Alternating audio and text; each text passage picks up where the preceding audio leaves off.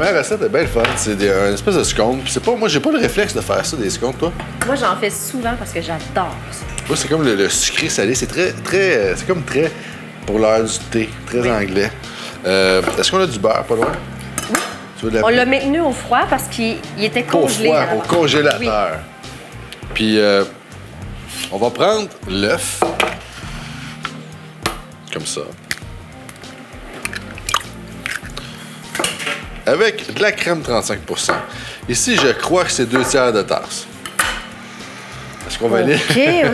T'es dans la farine? Non, je suis dans la crème, excuse-moi. Oui, ici, c'est la farine. On va couler la farine sur l'œuf. Une demi-tasse. Non. Une demi? Une demi-tasse, ouais. Une demi-tasse, je confirme. Demi-tasse de crème 35 avec l'œuf. On va battre ça ensemble. On va envoyer le reste des ingrédients tranquillement. Là, c'est pas un truc sucré comme on disait. C'est vraiment une espèce de sucré salé parce que la canneberge, on a le sel, c'est bicarbonate ou... Non, ça c'est poudre à pâte. Poudre à pâte. On veut pas trop que ça lève. Fait que c'est vraiment une espèce de biscuit écrasé, condensé. Puis c'est bien le fun avec le café. Puis c'est un dessert pour les gens qui ont moins la dent sucrée qui est très agréable à manger. J'ai la farine. Ah, je vais mettre mon beurre tout de suite. Le beurre congelé, vous allez voir, c'est très drôle. On le râpe. On a un quart d'olive. Ça fait combien un quart d'olive en tasse, Marielle? Ah non. Je connais mes... Tu connais, c'est quoi la réponse? Une demi-tasse ou une tasse? Je vais t'aider, je te donne un choix de réponse. La demi-tasse. Voilà. Donc, c'est parce qu'on s'agace toujours un petit peu sur les quantités livres et tasses.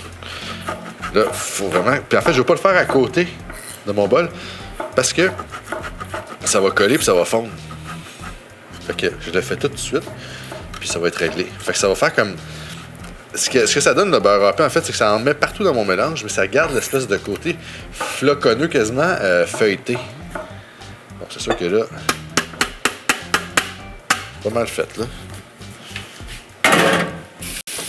Faut pas avoir les mains trop chaudes. Quelqu'un qui a le sang chaud, un peu comme moi, vous êtes mieux de vous passer quasiment les mains dans l'eau froide avant de faire ça, parce que le beurre va vous fondre dans les mains en préparant, en le râpant, en fait. Donc, et là, on le mélange comme ça. Ça va faire qu'il va y avoir du beurre en petits grumeaux partout. C'est ça que je voulais vous expliquer tantôt, dans le mélange, comme ça. Et là, ces motons-là de beurre, ils vont comme fondre dans la préparation. Puis, ça va devenir onctueux.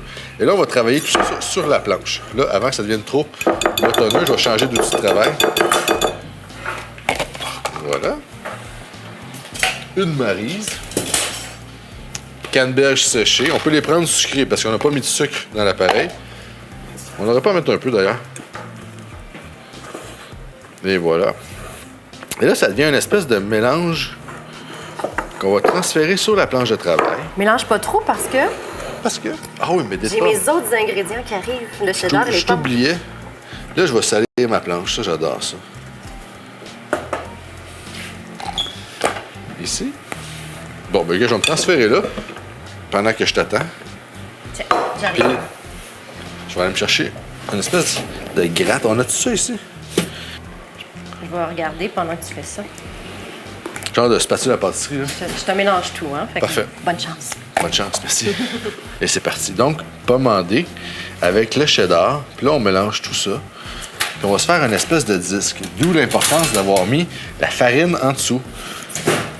Ça sent tellement bon, pomme et cheddar, là. Trouver la version, c'est de la corne de pâtisserie. La corne. C'est parce que des fois, c'est une spatule avec un manche en bois que j'avais dans la tête, là. Et là, regardez. Là, on va juste l'écraser un peu. Rappelez-vous qu'il y a du beurre là-dedans qui va tout faire coller ça. Et là, on va se faire une espèce de disque d'environ, mettons, 1,5 pouce d'épais, là. Comme ça. Faut toujours être capable de le bouger. Parce que s'il se décolle plus, comme là, il est sur le bord depuis décoller, je vais remettre de la farine.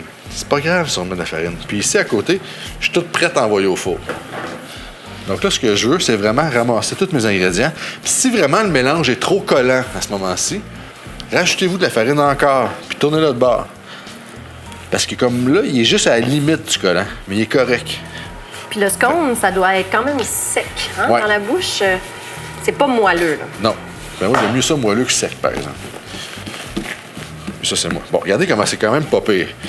Ça, c'est toutes les bases que j'ai eues de bricolage au primaire ont donné ça. C'est assez limité. Tais-toi. Et là, on prend un couteau, n'importe lequel, puis on se fait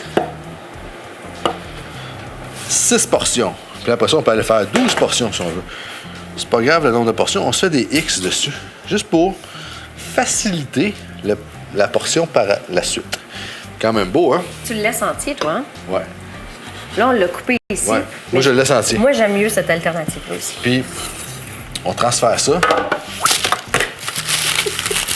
Tout marche. Et là, on met de la crème 35. Puis regarde, j'en ai remis dessus. Ah, coquine. Fait qu'on n'aura pas la version finale pareille comme celui-là. On a 2 versions finales. C'est ça. J'écoute pas tout le temps. Non, mais j'aime ça, moi, cette...